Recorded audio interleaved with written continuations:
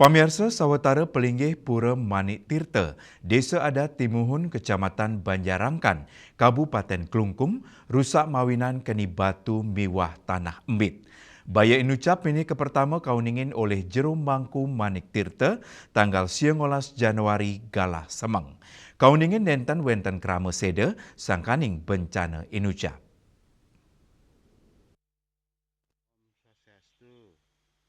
Perbekal desa Timuhun Putu Arsana Matutang indik baya enucap.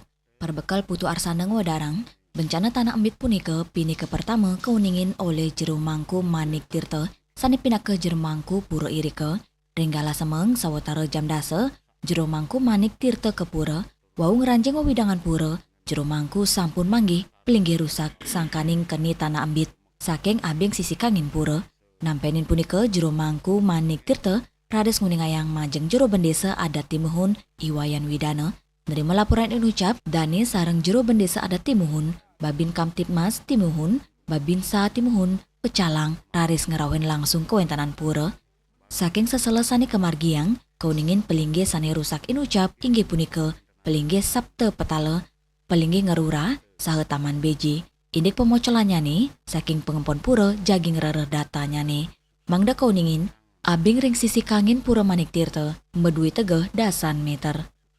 Bali Pos, Nguningayang.